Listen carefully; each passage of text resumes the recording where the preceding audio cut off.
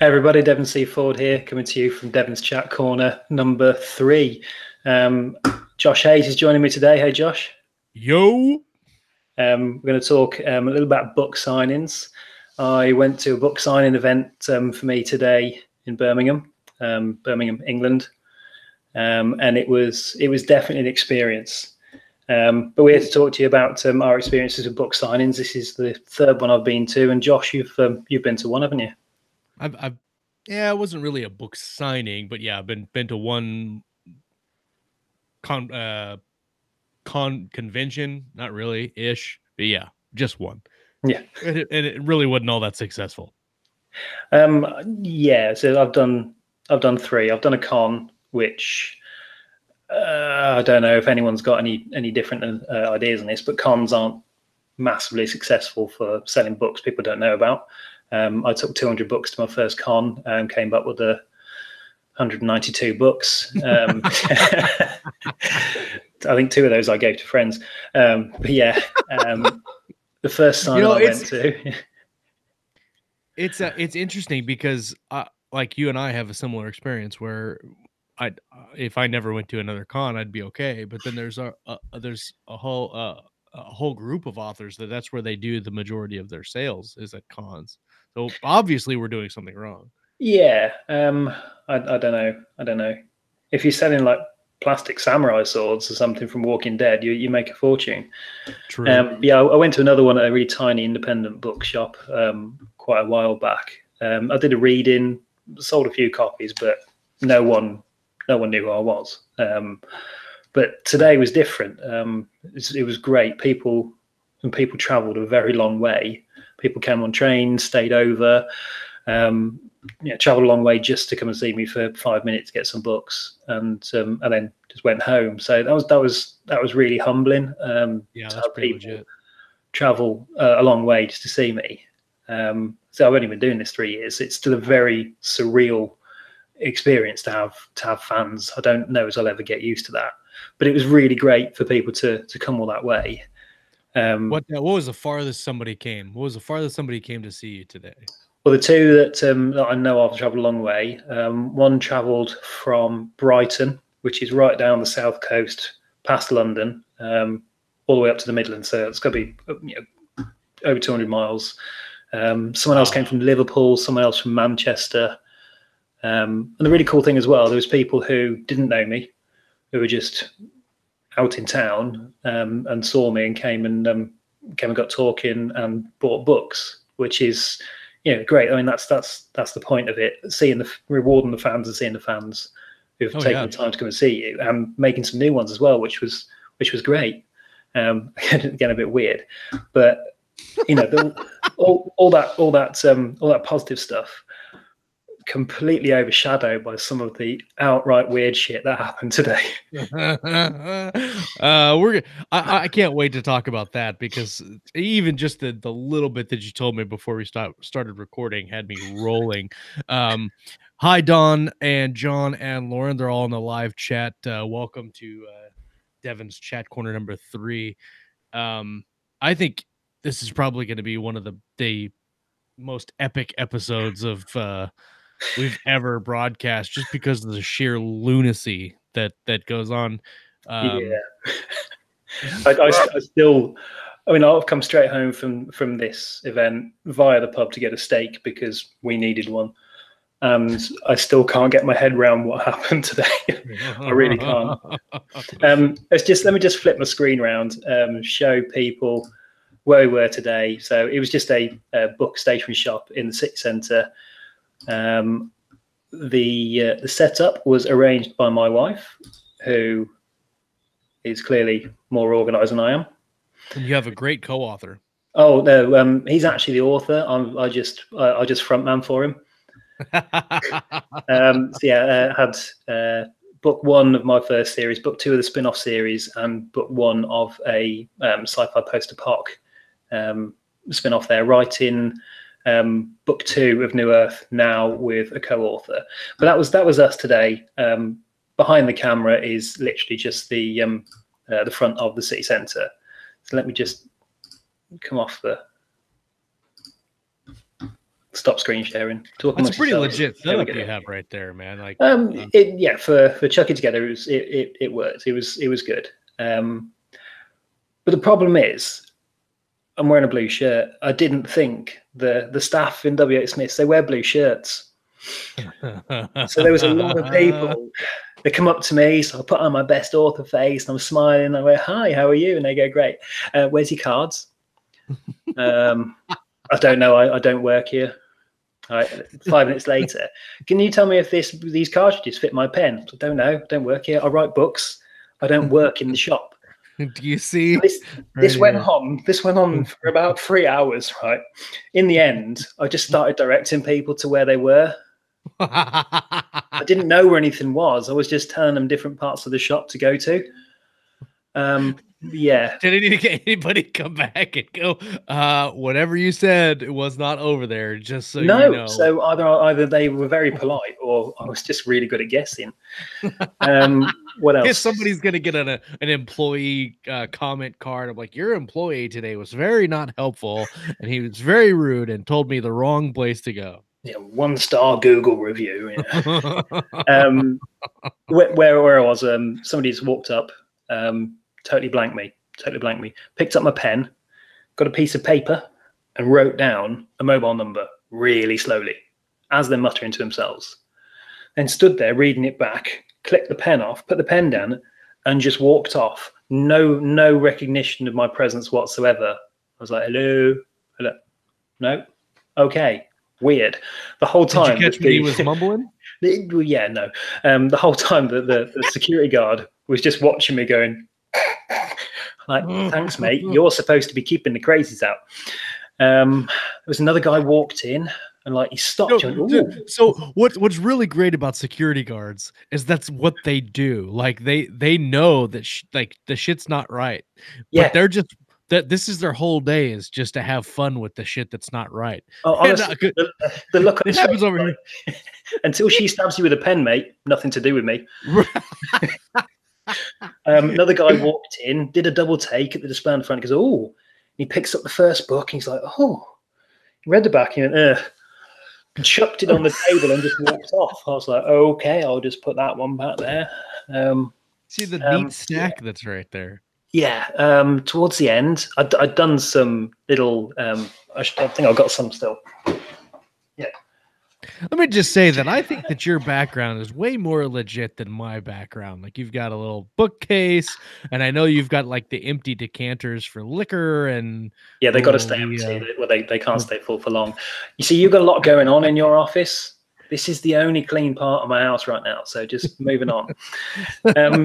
Yeah, I had some little bookmarks made with the After series. Just do a little something. If someone buys a book, you sign it, personalize it, pop it in there.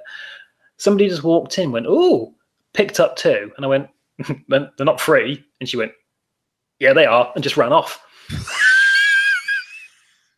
Was just stood there again, look at the security guard, and I got this.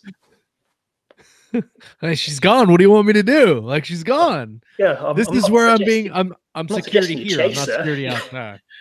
But no, the absolute. I'm gonna have to compose myself to the absolute kicker for today. Right, where I'm looking. Josh, don't do that when I'm talking. Where I am, I'm about a few paces from the front door, which goes out onto a busy city centre street. I can't watch Hayes right now because he's doing exactly what this guy did. And this bloke, normal looking guy. I mean, he didn't look like overtly like one of those people that shouts at seagulls and stuff. But he just stopped and he turned and he fixed me with this look. And you know when someone like gets you with the eye contact and you're trapped. Like that, completely locked in, right? I am, and I'm trapped with him. All the rest of the world is gone quiet. I am locked in this magical stare.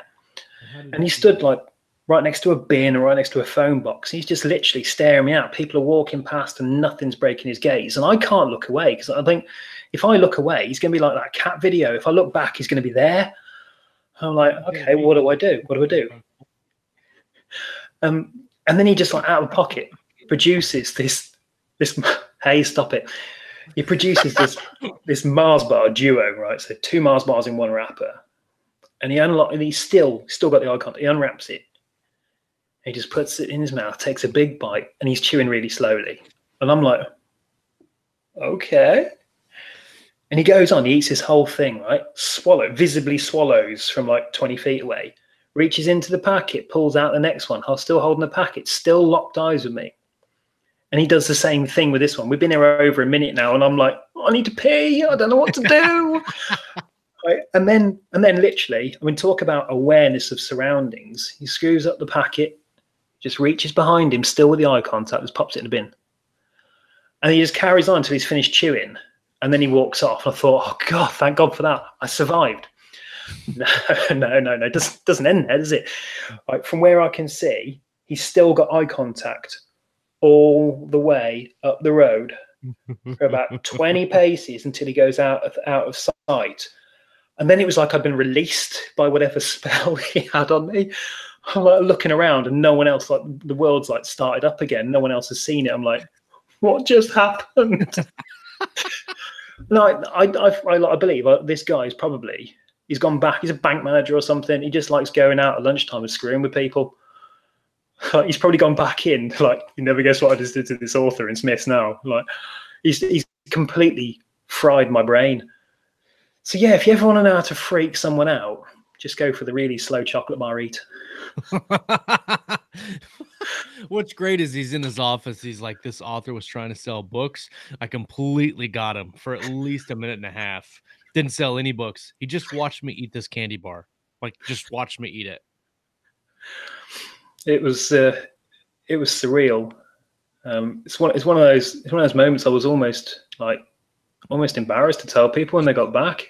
Like, am I responsible? Did I cause this somehow? Yeah, I'm definitely not over it. Well, thank you. I definitely need some counselling to repeat that over and over a while. Well, it's like when you pack your lunch, and you've got your sandwich and your chips and your banana, and you go and you eat, and you're sitting at lunch, and you're at lunch with all your friends. You can't eat that banana like you would just like at home. Like, you can't just, that's a great banana. No, you can't do that, because when you do that, automatically everybody in the room turns to look at you. And so you've got to take the pieces off the banana and eat it like that. So I get it. Like, but I feel like I would be that person to eat that kid. The next time we meet, like, if you're ever on a live show again, like just for the regular show again, I'm going to do that while you're talking. I'm not even going to let you know that I'm doing it. This is just like, I'm just going to have like a Mars bar just setting it, just random. It could be 2 years from now, and I'm just going to do it. Yeah, I'm not going to live that down. I'm also never going to forget it. That's cemented in my brain now. Definitely the weirdest thing to have happened this year. But you did meet some good fans. You did meet some fun times. I did, and getting serious again. I'm trying to get Mars bars out of my head. That's the great thing about nowadays indie authors being so accessible to fans. I mean, 20 years ago, you could write a letter or it wouldn't even be an email to a writer, and you might one day get a stock answer, or you might not, or you might get a personal answer. People can connect with me pretty much instantly. So that's led to like me knowing some fans and some fans knowing me. So the point where one of my fans walked in, who's a 6'4" sided beef, and just picked me up in a hug. Now, I'm not small, right? I'm 5'11". I'm nearly 6 foot. I'm not a small person, but he made me feel very small and also very protected. He's surprisingly sensitive. He's very, very safe, very gentle and safe. Surprisingly sensitive lover. Yeah, but no, that accessibility to fans, it's great. And we wouldn't do what we do unless there were people out there liking what we did and buying it. Otherwise, we'd have to get real jobs again. And it's really good. Yeah, I'd rather not. No, it is really good. I do want to do another event. It is sadly, before everyone shouts at me again, it is going to have to be in the UK. With a baby coming in the next few months, I'm not going to be traveling outside the UK or outside the town unless I absolutely have to. Unless you should do it at your house and have all the crazy people come to your house. Yeah. So what I was thinking, no, if you're on my Facebook, fans in the UK, I'm putting out on the fan page first. I'll put it on my main page after that. I'm looking for a location where most people can get to, and then we'll set up some kind of event. But it won't just be a come on, buy a book, sign. It will be a sit down, meet the author, live Q&A, and kind of a more of a round table thing with fans, just to give a bit back. So that's the plan for the future. That's going to be the next one. But it's not going to be in the immediate future because I have a little baby. So, I think that'd be fun. Yeah. Like when you talk about like making a connection with your reader, like book signing is cool, but like you say, you probably have a more of a connection just by talking on Facebook or email, having a chance to converse. I mean, Larry Correa did a kind of a book tour with his latest book that came out, and he posted pictures from all the events, and even Larry Correa, he had 20-25 people, which is it's a very big like turnout for an event like that, but it's still not a lot of people.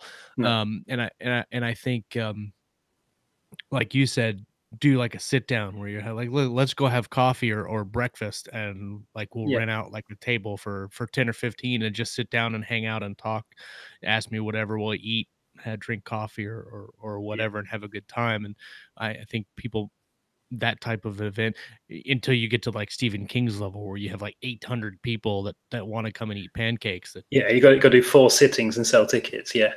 Yeah, exactly. I think that might be a neat thing to do. When I get to your level, I'll let you know if it works out. Yeah, when I get to your level, we'll see. Anyway, you've thrown me now. Flattery don't charge the batteries. Oh yes, it does. Yeah, it does. Yeah, you're making me blush. But yeah, I've always. I mean, when I put my first 3 books out, nearly 3 years ago, I got a message on all I'd done is I'd started a Facebook page which had like me, my wife, my sister. Yeah, that was it. Liking it, and then this guy just found it, sent me a message saying, "Really loved your books." And I was like, "Whoa, okay." It's gone on. I've got like over 1,500 people on that Facebook page now, and there's a separate spin-off page with like 450 people on there as well. And it's great. Every time I get a message, an email, comments, I try and keep up. I try and make that personal connection to everybody. If they've taken the time to, come to me with something or to give us support for the books, I'll always make the time to give something back. And a lot of people, even nowadays, are still shocked that their emails to authors get answered. But so I'm not Stephen King. I'm not going to get 1,500 a day. I get them and I answer them because kind of, I'm never going to be too big to ignore the people who are actually keeping me here. But no. So coming back to the actual main point, today was cool. People turned up to actually see me, and it was great. Apart from the Mars bar incident. We got anything on live chat?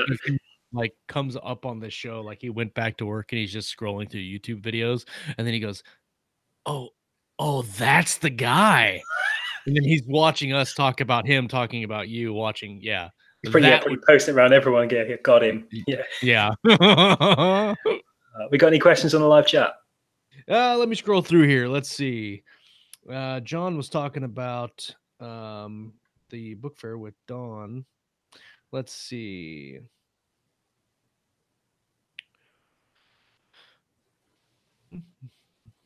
He says, Brighton to Birmingham is a long drive for the UK. It is.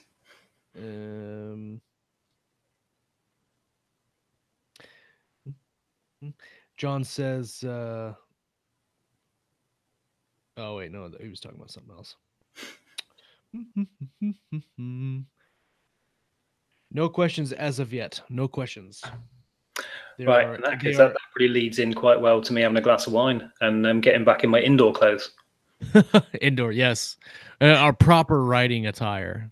Yeah, I still call it gym gear, but now I've started to do that. Gym gear. Yeah. Yeah, I mean, it looks like I go to the gym. No. It's just how you position the camera and the light. It's just, and wear dark colors. That better? Yeah. Yeah. Yeah, the gym takes up valuable writing time. Don't do it. It's bad for you. It's true. It's not good for you. It's not healthy. Hey, I mean, come on, look how much Scott Moon works out, and he managed to injure himself doing it. Yeah, If you don't work out, you don't hit yourself in the head with a dumbbell. That is true. It's true.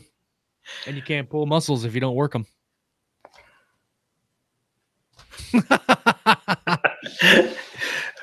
Right, cool. Thanks for coming on, Josh. Really appreciate it. Hey, yeah, thanks for inviting me, man. It's been really fun. We want to do now that I'm full time and I don't get to go out and converse with people in real life. I like to do all these more often, and I can just talk with people from the safety of my own basement. Oh yeah, man after your own heart there. Cool, man. Well, thanks everybody in the live chat that came out and hung out with us and talked to Devon about his books today. It was fun. Cool. Thank you, everybody. Bye.